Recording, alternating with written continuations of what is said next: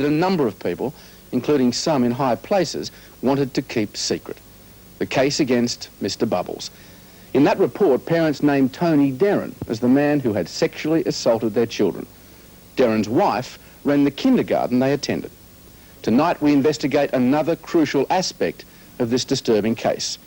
You'll remember police listed 17 young victims, and more than 50 criminal charges were eventually laid. But when the Mr. Bubbles case went to court, not one of the children was called to give evidence. The charges were thrown out, and Tony Derrin was set free. One of the key Derrin witnesses was a hired gun from the United States, a psychologist named Ralph Underwager, who says he's an expert in child sexual abuse. He testified that the children's evidence had been contaminated and that they were too young to know what the truth was. But just what is Mr. Underwager's expertise? And how much respect does he command in American courts? We went there to find out. And we should warn that at times in this report, the language has to be quite explicit. You're a bastard. No, I'm not. You're a bastard. This is Ralph Underwager, psychologist.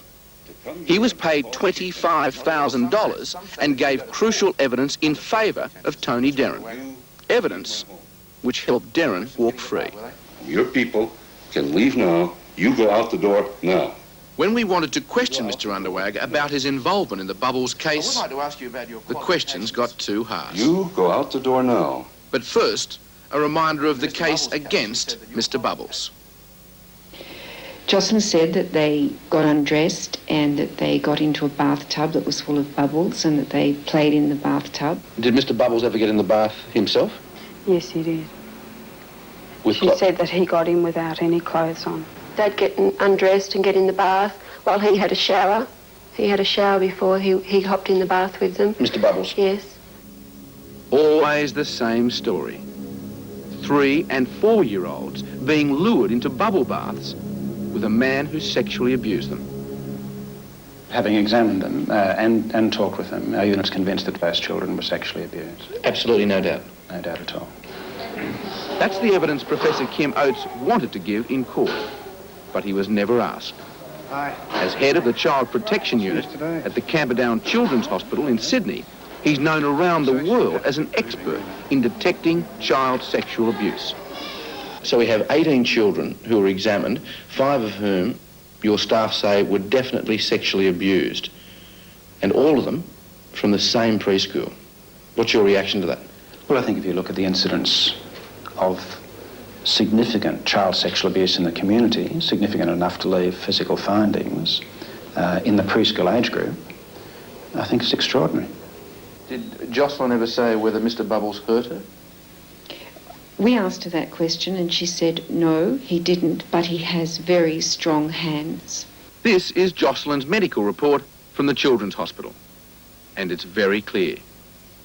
There had been trauma specifically directed at the genitalia. You can't let people walk around scot-free abusing children. As the word spread, more and more children were taken to the local police station after initial questioning by their distraught parents. Questions which brought bizarre answers and led police here. The kindergarten the children attended, Sea Beach Kindergarten.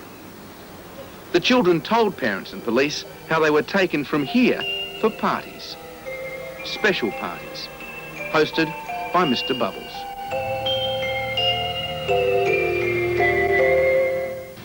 Do you know Mr. Bubbles? Yes. This reenactment is from the official police transcript. Did Mr. Bubbles touch you between your legs? On my toes. Yes, did he touch your toes? Mr. Bubbles not him to touch my toes. This is Debbie's medical report. Once again, it was positive. There was sexual abuse. I just, totally spun out on that because I would, at that point, had been trying to tell myself that, no, this wasn't happening. It wasn't true. Who would interfere with my child? I put some things in his body and he put some things in my body, but I didn't want him to. Cindy's medical report confirms she was abused. The doctor found signs consistent with traumatic dilatation of the anus. What does Mr. Bubbles look like? Big black hair everywhere.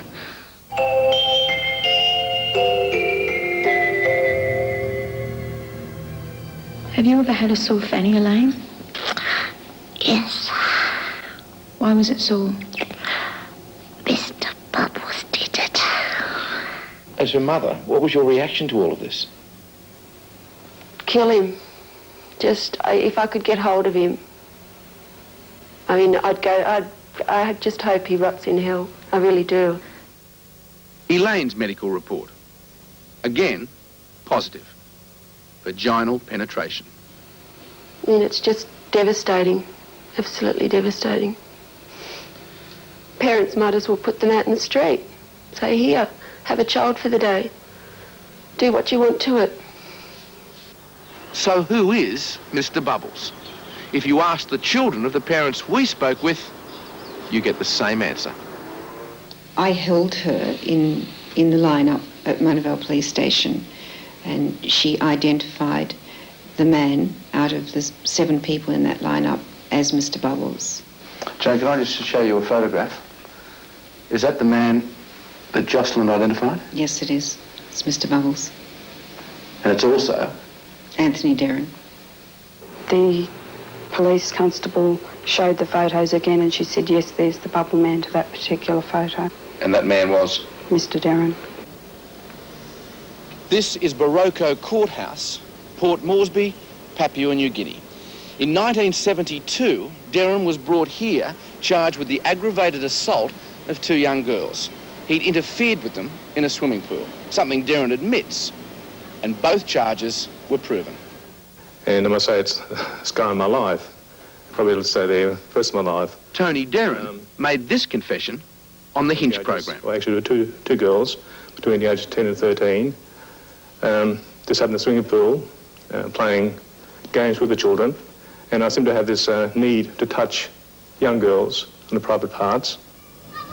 Coming back here now feels extremely strange. I've got goosebumps all over me. I feel terrible. I feel very sad. Julie Mitchell is now 23. She says she was another victim of Tony Derren. Is that Tony Derren?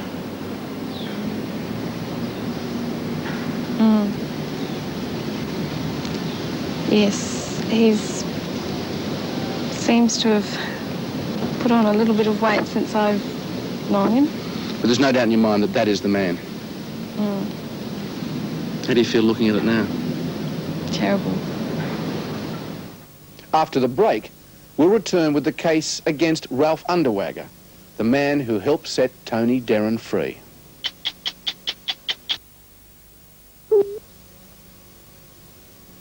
There's no doubt scores of questions remain unanswered in the Mr. Bubbles case, and some of them relate to Ralph Underwager, the expert witness Tony Derren paid to testify on his behalf.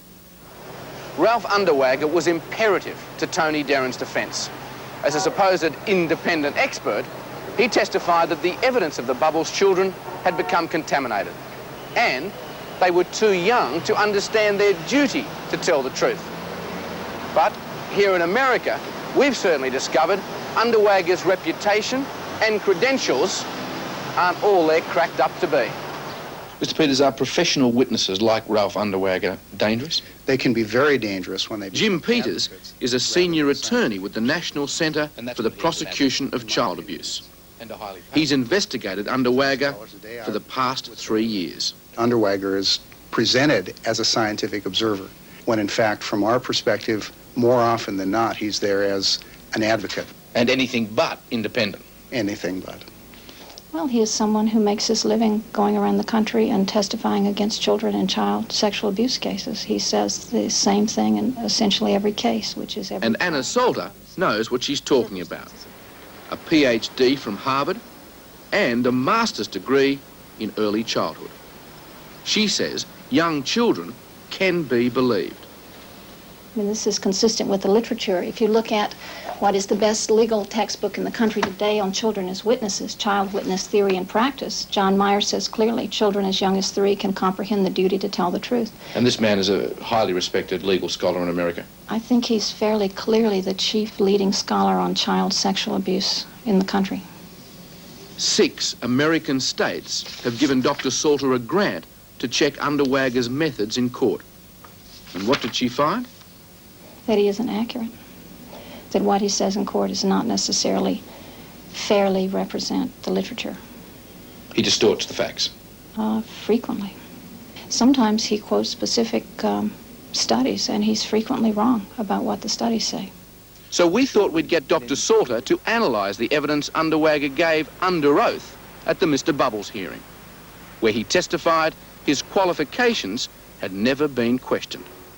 But in an American case, the Swan case, this is what the court said about Ralph Underwager. The court remains convinced the psychologist did not have the qualifications to testify as a doctor.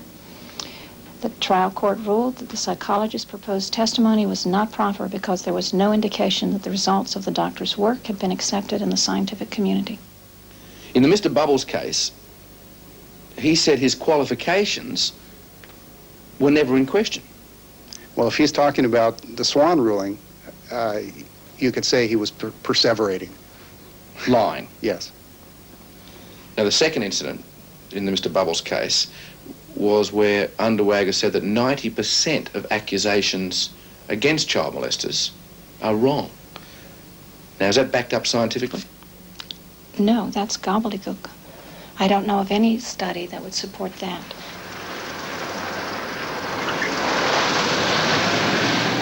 This is Underwager's home base, Northfield, Minnesota.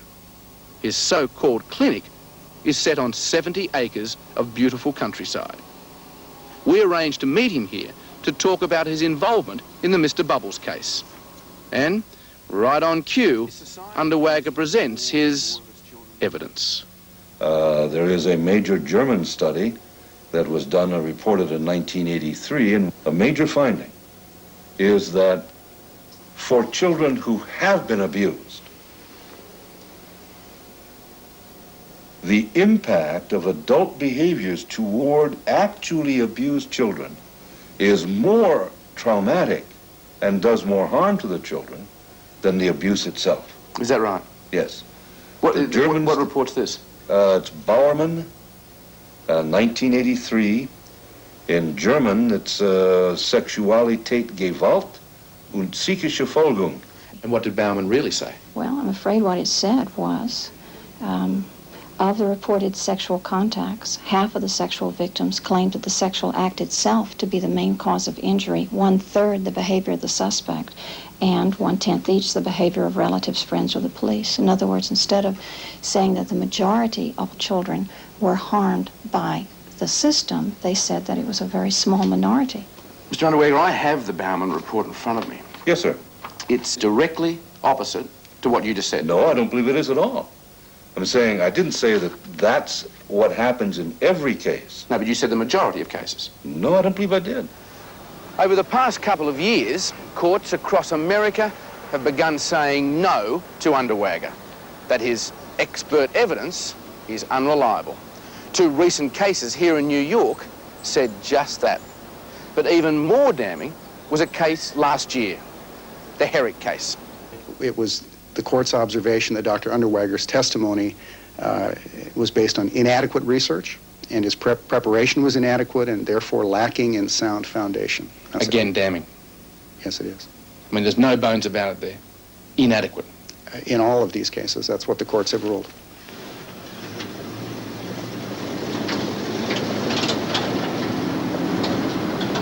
Just a couple of months before Underwager came to Australia for the Mr. Bubbles case, he came here to testify in this small Indiana town of Winnemac.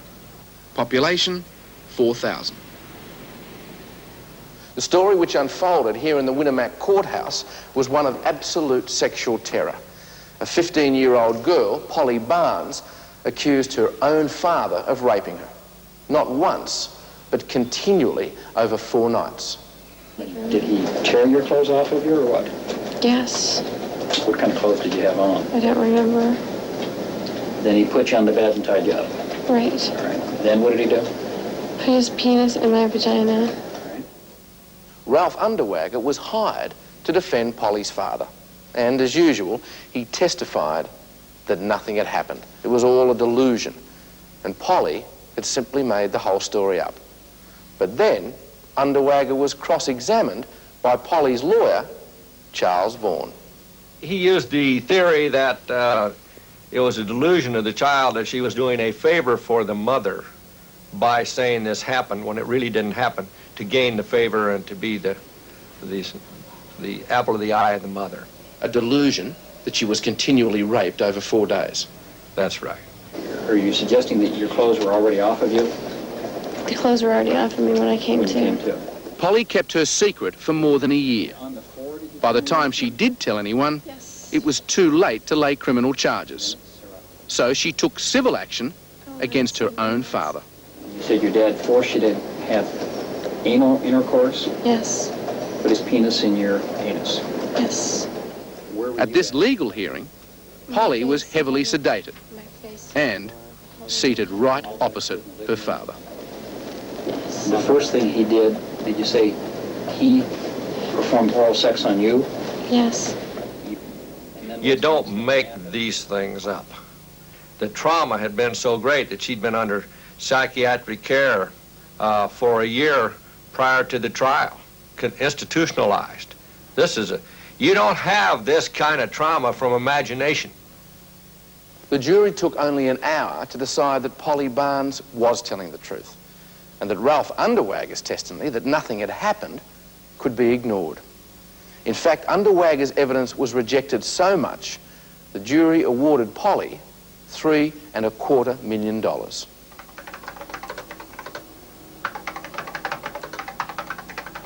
So while Underwager was being rejected here in America, he had no such trouble at the Mr. Bubbles hearing in Australia, where he testified that the children were too young to tell the truth. I don't believe that I testified to that at all. And if you'd have to produce something from the transcript. That's not what I testified to. What I testified to is, I believe, basically that up to about age 6 or 7, the psychological research suggests or shows that the concept children have of truth is going to be one primarily of what keeps me out of trouble. Well, I do happen to have a part of the transcript. Fine. Let me read it to you. This is what you said in court.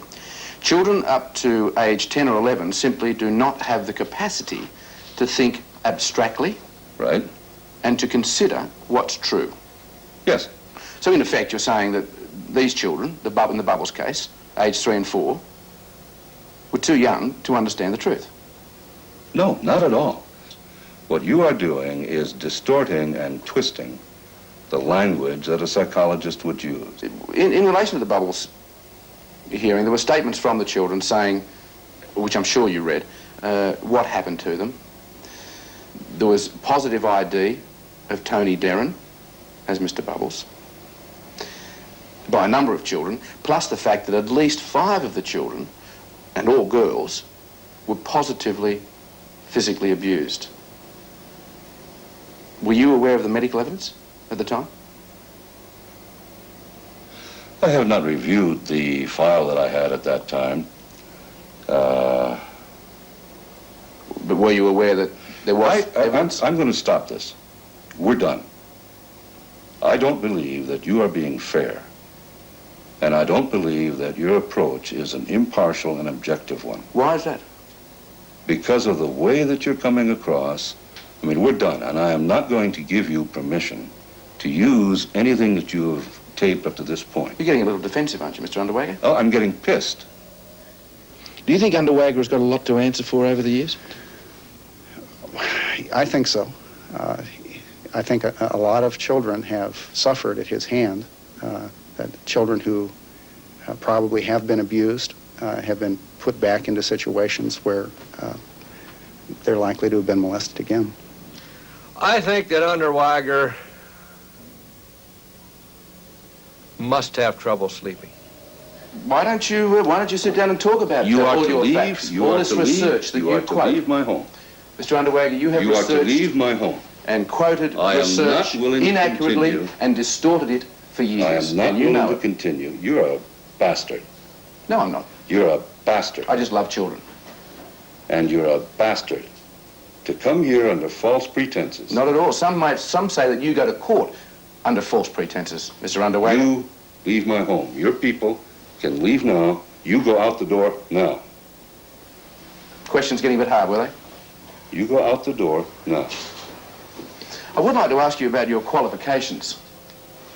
In the Mr. Bubbles case, you said that your qualifications had never been questioned in relation to the Swan case. You go out the door now. You told an untruth in the Mr. Bubbles hearing. You go out the door now. You don't want to answer that? I'm telling you to go out the door now, or I'm calling the police. I think you've shown your true colours. We should leave. Thank you, Mr. Underwager.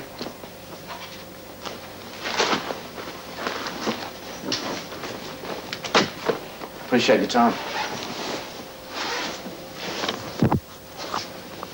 Definitely don't want to continue the interview? I'm 61 years old Saturday. And I think you are one of the most dishonorable men that I have ever met. That's what a lot of clinical psychologists say about you. You should be aware of that. I am fully aware of that. Ralph Underwager has testified for the defendants in about 400 child abuse cases. We wanted to question him about his performance in some of those and about other matters too. But, as you've seen, he didn't give us the chance. And by the way, you may remember that in our first Mr. Bubble story, two of the parents told us about a conversation they'd had with the New South Wales Attorney General, John Dowd. Mr. Dowd, of course, joined the Derrins in an attempt to stop that story going to air. He just said, look, you're talking to me as if I think they're not guilty. My personal opinion is that they are guilty. The Attorney General of New South Wales told you this? Yes, he believes they are. Well, Mr. Dowd has done it again.